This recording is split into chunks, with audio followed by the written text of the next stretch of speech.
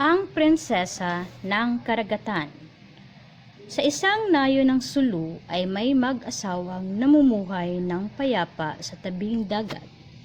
Simple lamang ang kanilang pamumuhay, subalit nagmamahalan sila. Kumpleto na sana ang kagalakan ng dalawa, ngunit may kulang sa kanilang buhay, ang anak. Isang araw habang nagbabasa ng Quran sa masjid ang mag-asawa, ay malungkot na nagwika si amihan. Rakim, 3 taon na tayong mag-asawa, ngunit hanggang ngayon ay wala pa rin tayong anak. Huwag kang mawalan ng pag-asa, amihan. Pakikinggan din ni Allah ang ating panalangin, pagpapalakas niya ng loob ng asawa. Sana ay dumating na ang oras na iyon. Inip na ako, bulong ni amihan sa kabiyak. Hindi mapigilan ni Rakim ang malungkot kapag nakikitang nakatingin sa ibang bata ang pinakamamahal na asawa. Kaya lingid sa kalaman ni amihan ay gabi-gabi siyang nagpupunta sa tabing dagat at nagdarasal ng taimtim. Kabilugan ng buwan habang nagdarasal si Rakim ay nakarinig siya ng uha. Saan galing yon? Parang tama, iyak ng sanggol. Nasasabik at kinakabahang hinanap ni Rakim ang pinagmulan ng iyak. Nakita niya ang isang batang nasa loob ng basket na yari sa papyrus na inaanod sa dagat. Napakagandang bata, sino kaya ang walang pusong nag-iwan ng batang ito? Iuuwi ko muna at mukhang giniginaw na siya. Amihan, tingnan mo. Nakita ko ito sa dagat habang nananalangin ako, masayang wika ni Rakim. Nagmamadali namang lumabas ng silid si amihan.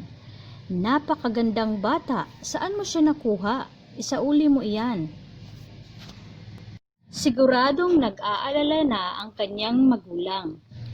Ipinaliwanag ni Rakim ang nangyari. Ibig mong sabihin sadyang ipinaanod ang batang ito? Baka ito na ang sagot sa ating mga panalangin. Binigyan tayo ni Allah ng anak. Naluluhang sambit ni amihan. Alam ni Allah na may isang batang mangangailangan ng ating tulong, kaya hindi tayo pinagkalooban ng anak. Sagot naman ni Rakim. Aalagaan ko siya at palalakihing mabuti.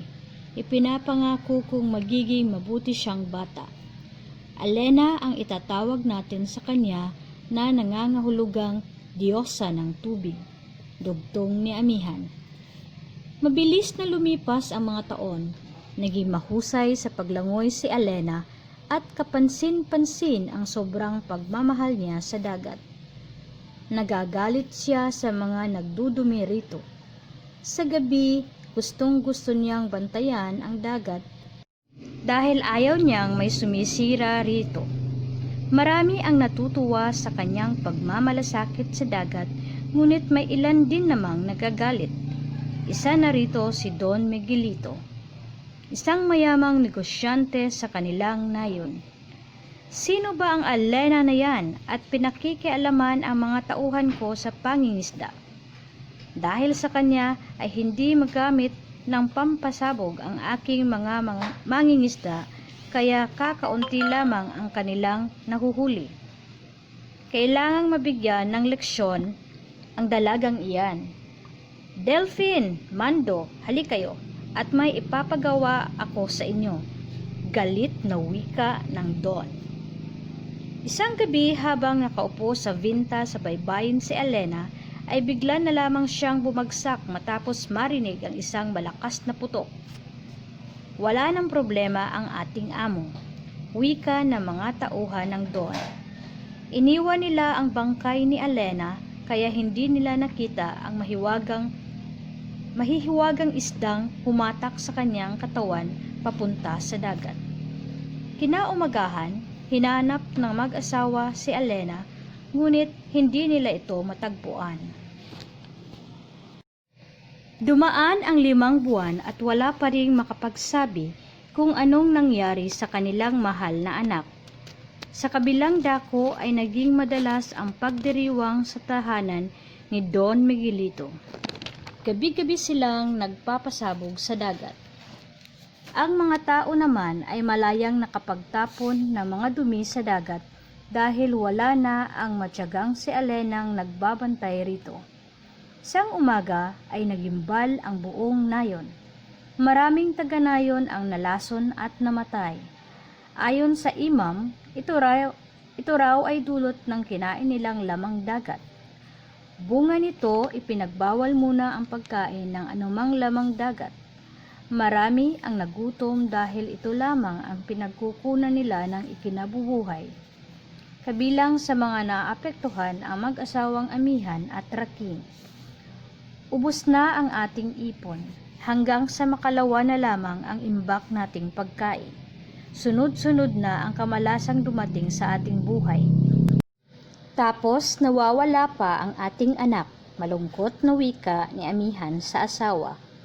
Lingid sa kanilang kaalaman ay naririnig sila ng kanilang anak na si Alena. Nasa kaharian siya sa ilalim ng dagat. Isa pala siyang prinsesang itinakas ng isang sirena na magkaroon ng kaguluhan sa kanilang kaharian. Nalaman lamang na siya ang nawawalang prinsesa nang siya ay barilin at muling naging isang sirena nang bumagsak sa pangpang. Kailangang tulungan ko ang aking mga magulang sa lupa. Hindi ako papayag na may mangyaring masama sa kanila. Nagpasyang magpakita si Alena. Mga kanayon, huwag kayong matakot. Ako si Alena, ang anak ni Rakim at Amihan. Isa akong prinsesa ng dagat. Inalis ko na ang mga lason dito. Kaya maaari na ninyong kainin ang mga yamang tubig mula rito. Maaari na kayong muling mangisda. Isa lamang ang mahigpit kong bilin.